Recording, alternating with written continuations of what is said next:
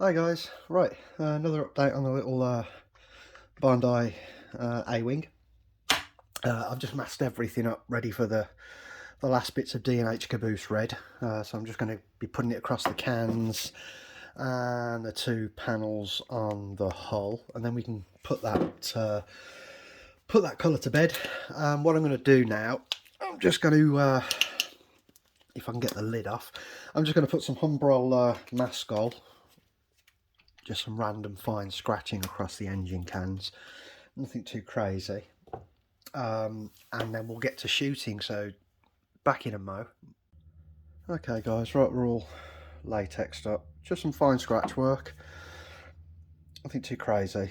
As I say, I'm not trying to replicate every nick and knock on it. As I said, it's only it's only a tiny Bandai, which in itself is, you know, these are really a challenge. I mean, I really take my hat off to the people who build these, you know, vehemently. Wow, working at this scale, it's a challenge in itself. It's yeah, it's tricky. But anyway, we're latexed up, and fire up the brush, and we'll get some D&H Caboose over these. Again, just using a 50-50 mix, pretty loose, so let's hope we don't mess it up from here.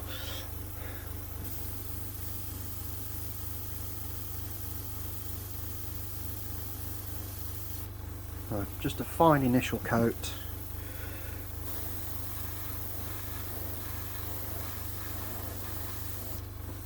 Nothing too heavy-handed at this point. Okay,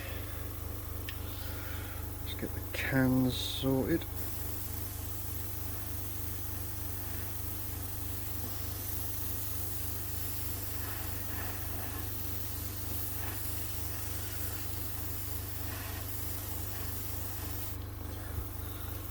And I mean, at this viscosity,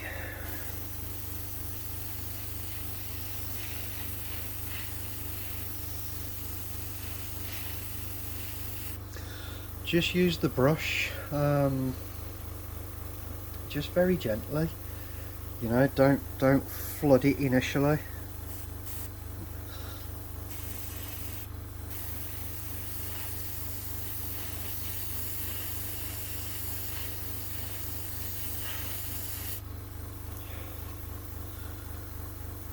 Obviously, because that's when obviously the paint's going to start pooling and running, and you don't want that. Okay, that's just a few atoms of paint on that, but we'll start filling it in there. I'm not going to go too bull at a gate as yet. What I will say is, you guys and myself, obviously, that are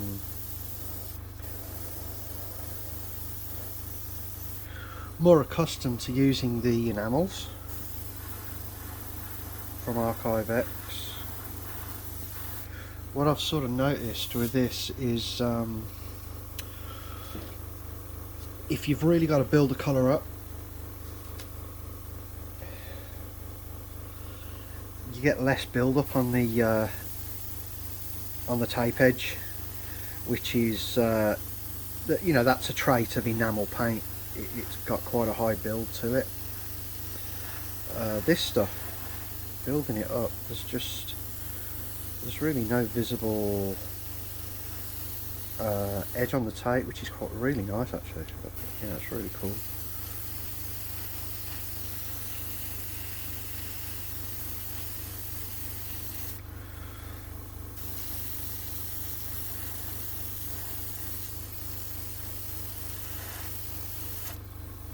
Okay, that's about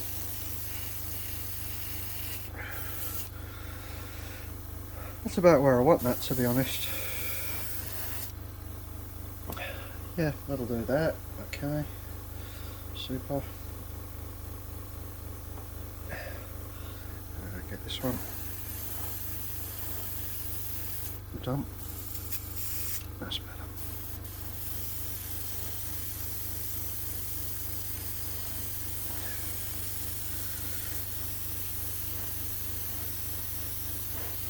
Now if you do find you get, what I've found is if you do find you get a pretty wet coat go on and you think it's a little bit thick and goopy, if you've gone a bit too much, which I have done a few times, I'll be honest, you know, as I said, it's very early doors for me with this stuff. Just leave it alone, it will level off, it will just level off, just let it do its thing, let it cure, and what I found is it just levels off really nicely.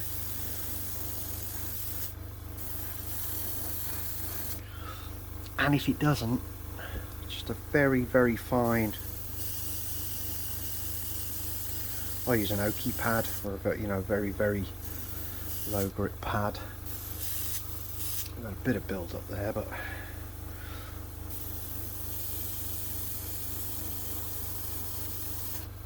okay, that will do nicely. Right then, that's us done with D&H Caboose Red. So what I'll do now is I'll just dry these off and we'll demask them and remove the latex and go on from there.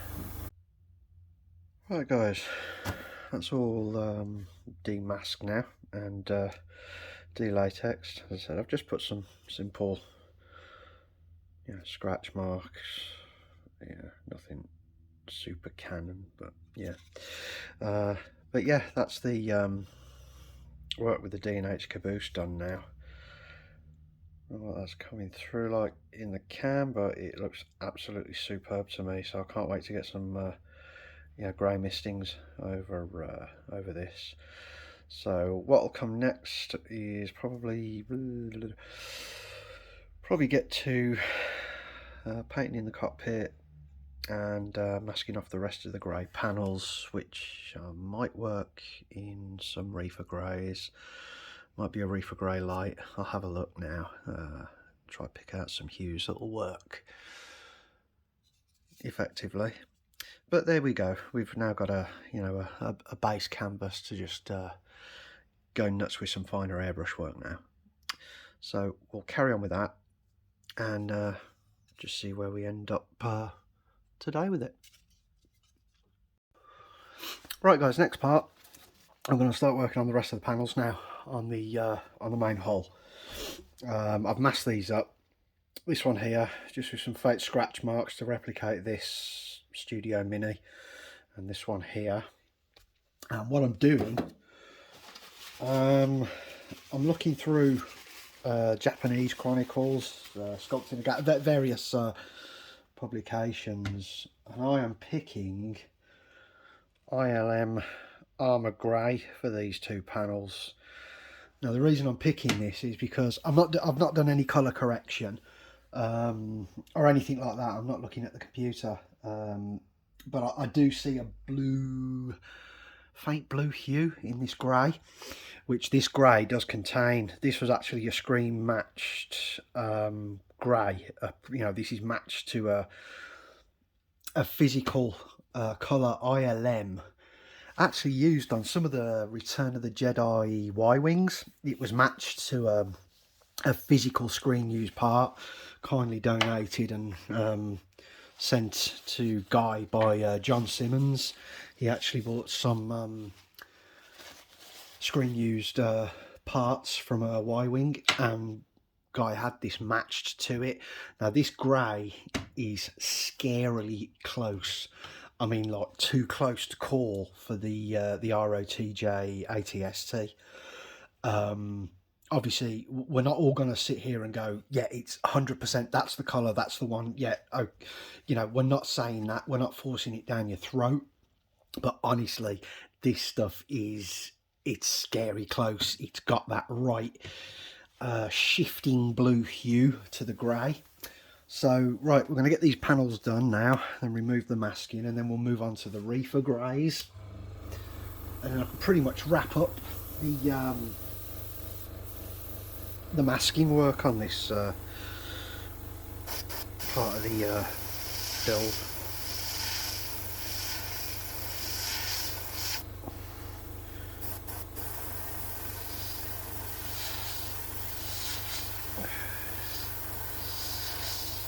And as I'm putting that on, it has got a very faint blue hue to it. I've never shot this colour before, I've never actually seen it. I've seen the original colour, the ILM part, in the flesh, but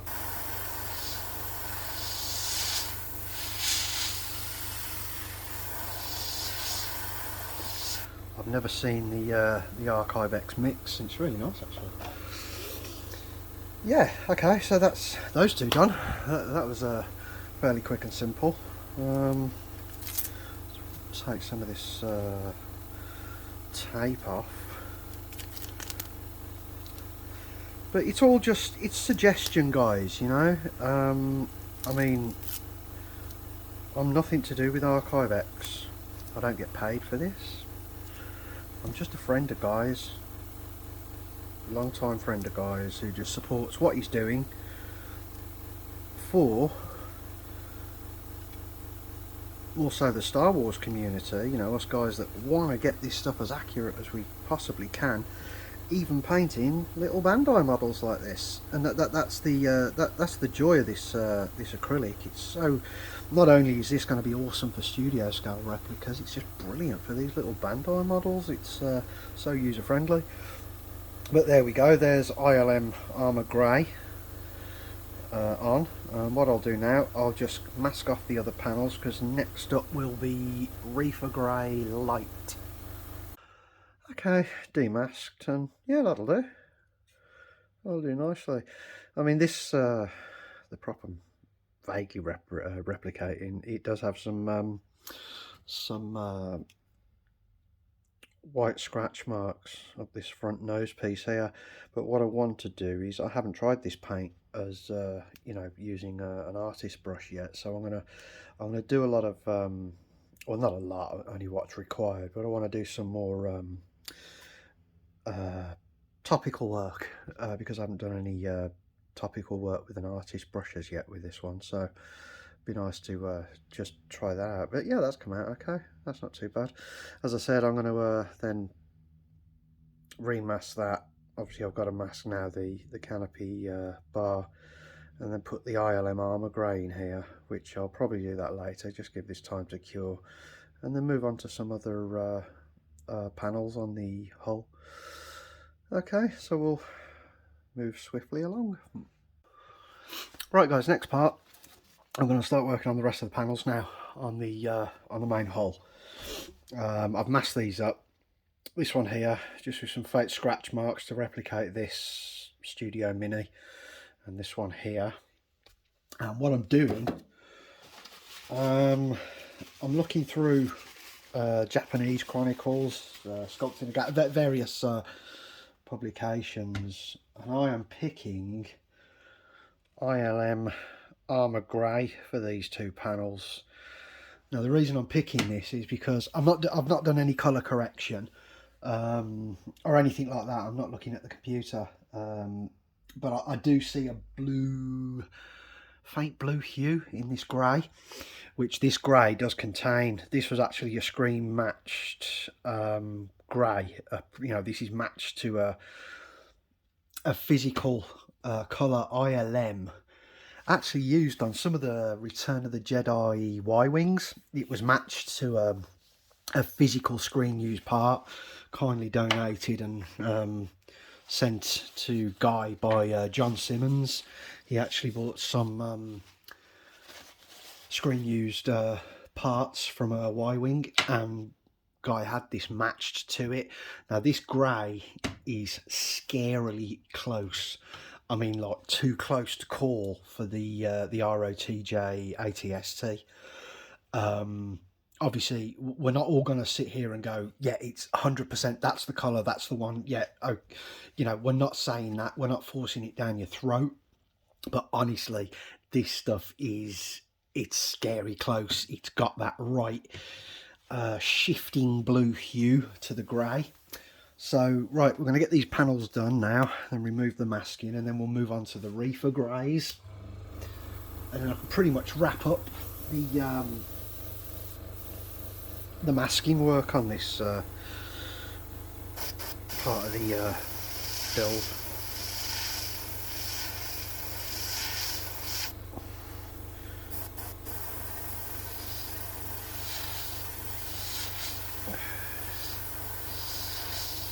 And as I'm putting that on, it has got a very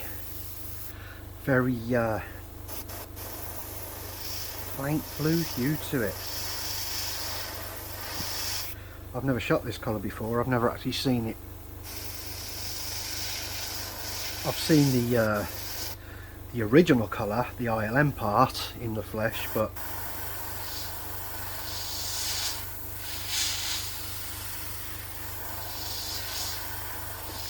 I've never seen the Archive X mix. It's really nice actually. Yeah, okay, so that's those two done.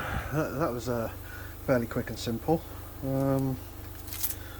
Take some of this tape off.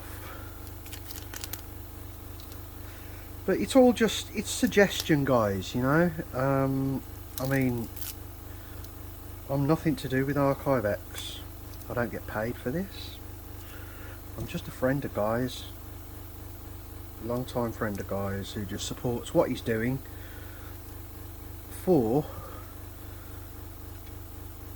also the Star Wars community, you know, us guys that want to get this stuff as accurate as we possibly can, even painting little Bandai models like this. And that's the joy of this this acrylic. It's so, not only is this going to be awesome for studio scale replicas, it's just brilliant for these little Bandai models. It's so user friendly.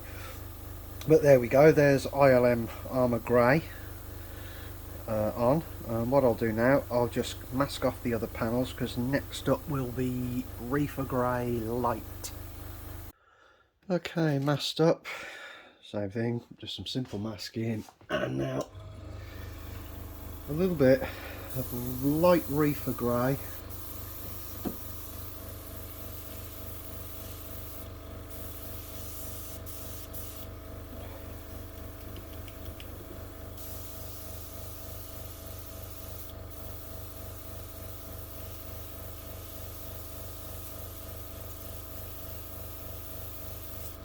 My brush could do with a quick flush out, but I want a light pass of this now.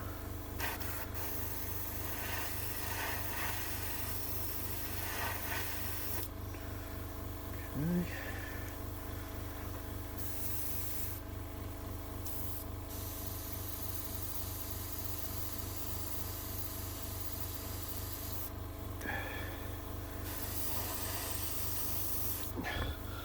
Right, I'm really not going crazy with that, because this does need a much lighter excuse me, lighter hue compared to the ILM Armour Grey. I pull that masking tape off. And I mean, it was only minutes ago I shot this, and I'm masking over it already. You know, it's really it's robust, guys. You know, for an acrylic, it's just you know, it's insanely robust.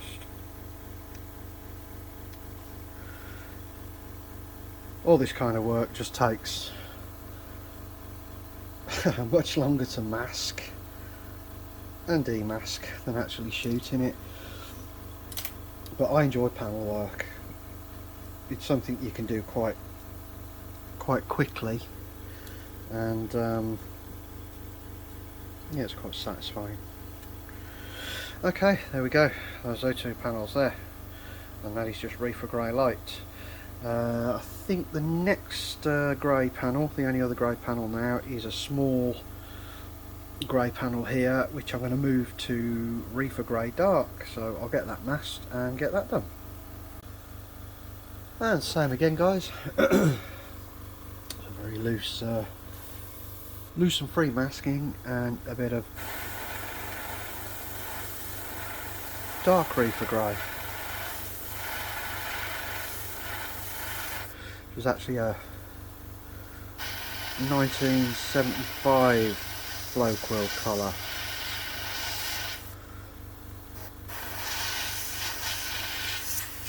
I mean, this might actually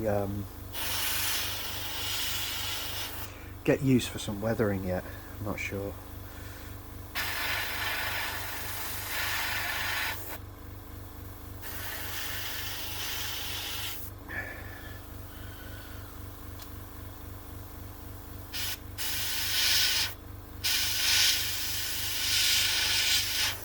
Okay,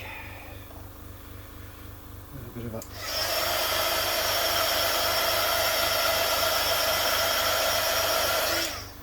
will do.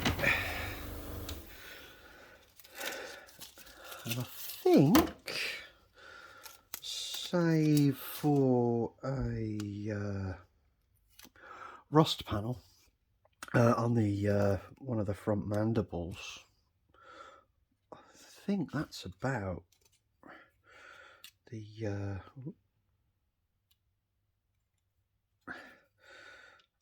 fiddly masking done. You know, well, it's not that fiddly actually. It's not that bad. Okay, so we got Reefer Grey Dark there. So we've got three three different grey hues on there. Let me just remove this latex. I forgot about that. Give that a bit of a rub. We've got those. I mean, I can't get them to the fidelity that they are on the prop, but we've got those little scratch marks there. They're on this miniature. I was saying earlier, guys, when I painted this cockpit, that the interior was ILM, possibly ILM Armour Grey, but it's not on this prop actually. I just checked the reference on the other A-wing. The you know, the sister ship to this, it is actually painted in like an ILM Armour Grey, but it appears on this actual prop they've just left it what I think is a dark lark grey, so we'll just leave that.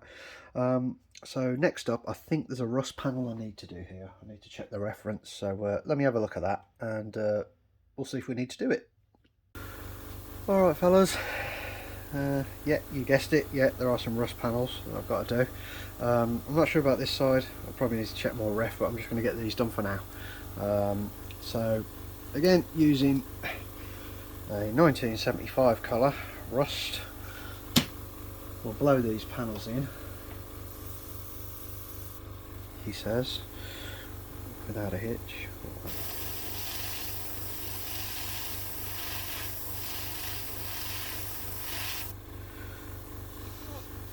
There's one down here on the engine.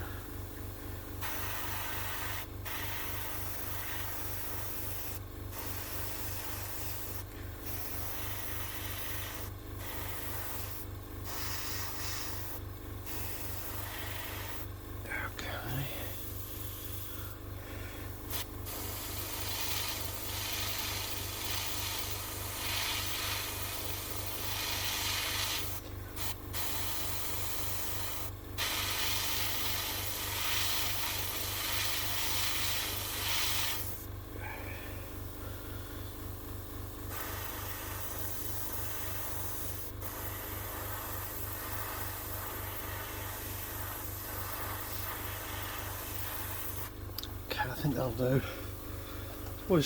Sometimes it's tricky when to say enough, but I think that'll do. I mean, this is something that Bandai missed in their instructions. Someone got very upset last night at me. I wasn't making fun of Bandai, but yeah, someone got very upset yesterday that I was poo-pooing on Bandai's paint references or whatever. They seemed to be very upset. But yeah, if it's not right, it's not right, you know?